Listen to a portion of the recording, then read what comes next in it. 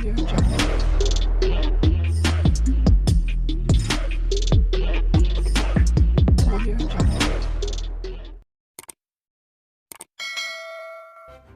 kasih kerana memilih channel ini. Sebelum kita mulakan video ini, sila pertimbangkan untuk menekan butang like, share dan subscribe dan aktifkan butang lonceng anda agar anda sentiasa mendapat info-info percuma pada setiap hari dari channel kami. Dan tinggalkan komen anda kerana komen anda amatlah dihargai. Terima kasih. Malaysia masih belajar hidup berpolitik bersama dalam keadaan aman dan damai. Cabaran ini lahir daripada situasi timbul selepas pilihan raya umum ke-15 PRU 15 2022 yang tidak mengangkat mana-mana parti kerana tidak memenangi majoriti secara sendirian.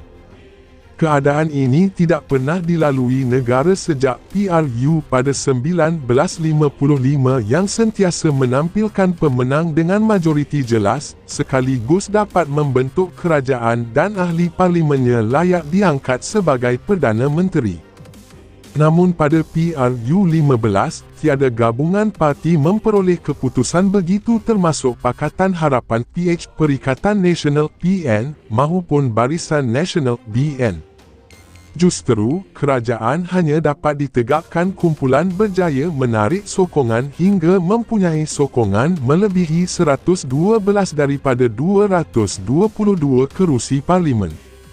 Dalam keadaan tidak menentu dan tiada pengalaman lalu untuk dijadikan panduan, maka pembentukan kerajaan tertangguh sementara hingga jalan terbaik ditemui.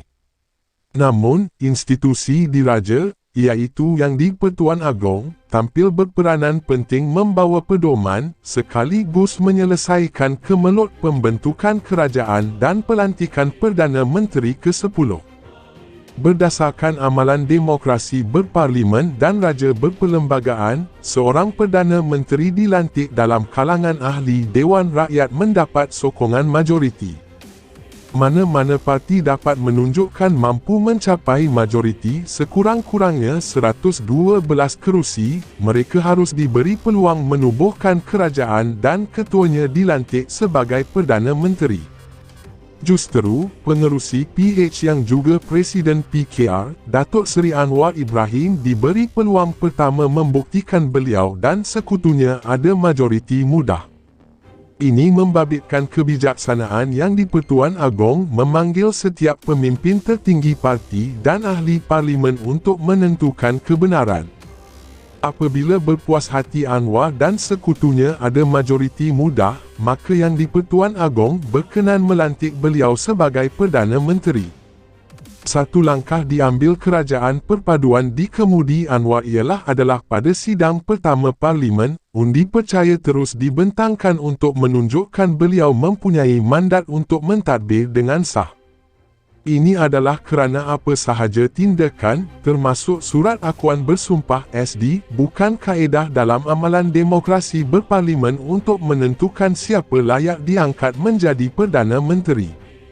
Ini jelas tidak terkandung dalam perlembagaan sekalipun yang di-Pertuan Agong mahukan ia dilakukan, tetapi ia adalah untuk panduan baginda semata-mata. Berasaskan pengalaman lalu menggunakan SD, timbul semula langkah sama digunakan dengan tujuan mengangkat Perdana Menteri baharu kononnya mendapat sokongan majoriti bagi menggantikan Anwar. Apakah tuntutan ini berasas? Sebaiknya tuntutan ini tidak perlu dilayan kerana ia sebenarnya bukan cara mengangkat dan menggantikan seorang Perdana Menteri. Bagaimanapun, kaedah ini sudah dipakai semasa melantik kerajaan perpaduan dan melantik Perdana Menteri lalu. Oleh itu, asas untuk menolak SD sekarang adalah lemah kerana duluan atau presiden sudah ada. Sebenarnya, kaedah beradab atau parliamentari adalah untuk memperkenalkan usul undi tidak percaya di Dewan Rakyat pada sidang parlimen berikutnya. Malaysia masih belajar hidup berpolitik bersama dalam keadaan aman dan damai.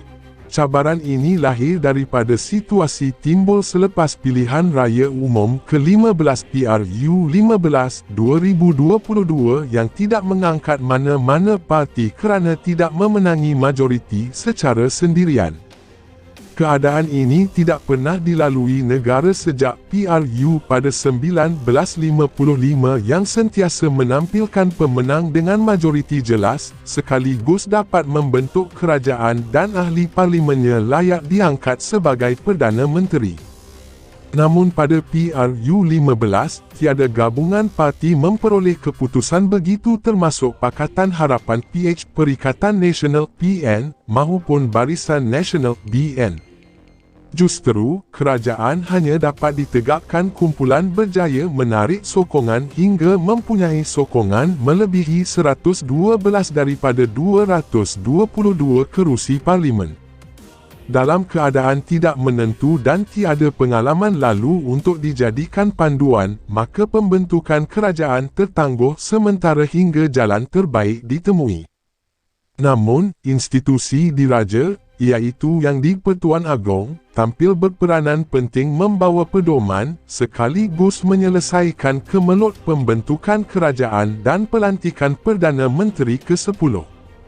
Berdasarkan amalan demokrasi berparlimen dan raja berperlembagaan, seorang Perdana Menteri dilantik dalam kalangan ahli Dewan Rakyat mendapat sokongan majoriti.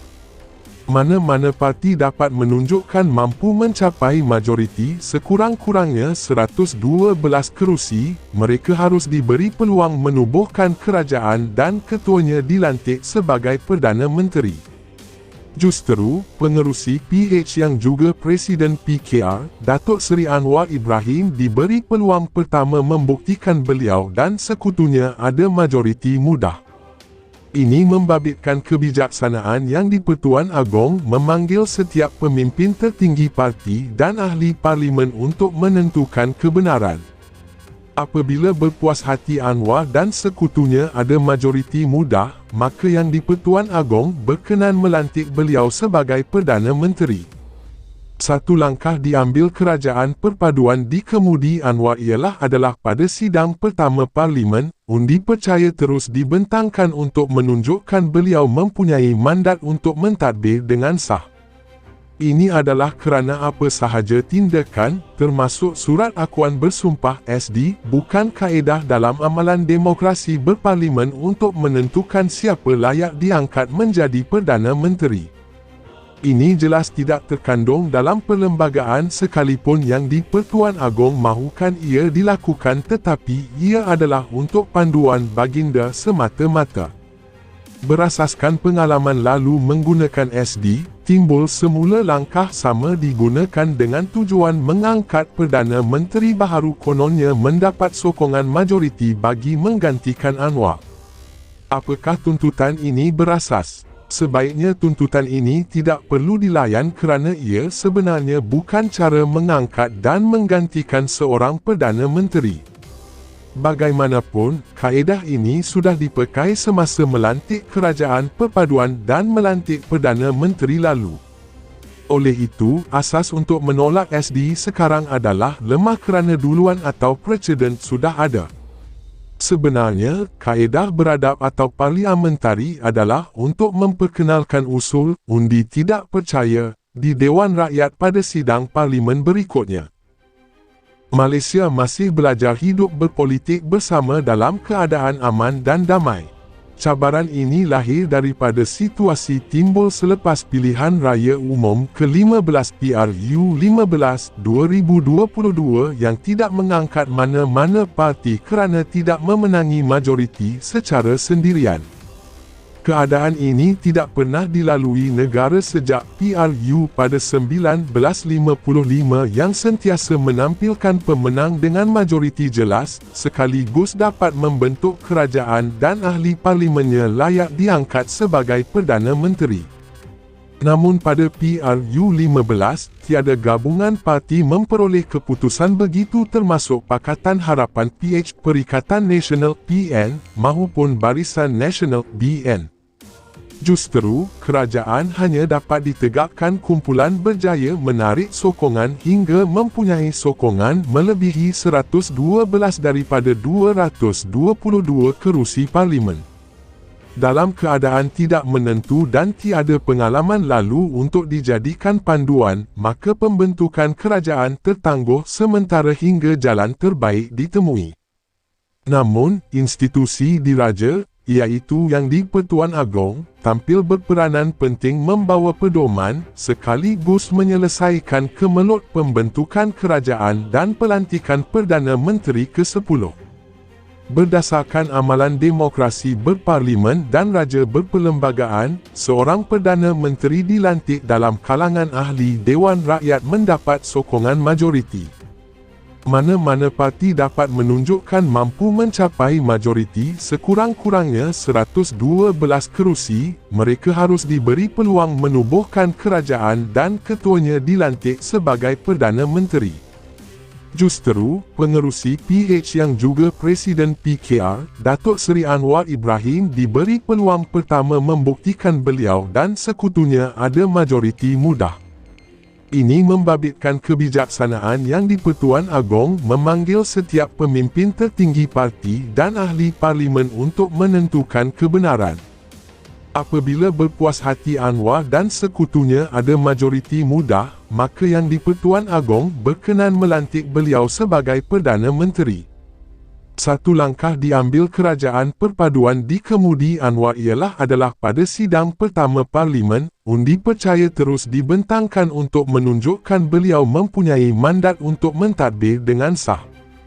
Ini adalah kerana apa sahaja tindakan, termasuk surat akuan bersumpah SD, bukan kaedah dalam amalan demokrasi berparlimen untuk menentukan siapa layak diangkat menjadi Perdana Menteri. Ini jelas tidak terkandung dalam perlembagaan sekalipun yang di-Pertuan Agong mahukan ia dilakukan, tetapi ia adalah untuk panduan baginda semata-mata. Berasaskan pengalaman lalu menggunakan SD, timbul semula langkah sama digunakan dengan tujuan mengangkat Perdana Menteri baharu kononnya mendapat sokongan majoriti bagi menggantikan Anwar. Apakah tuntutan ini berasas? Sebaiknya tuntutan ini tidak perlu dilayan kerana ia sebenarnya bukan cara mengangkat dan menggantikan seorang Perdana Menteri. Bagaimanapun, kaedah ini sudah dipakai semasa melantik kerajaan perpaduan dan melantik Perdana Menteri lalu. Oleh itu, asas untuk menolak SD sekarang adalah lemah kerana duluan atau presiden sudah ada.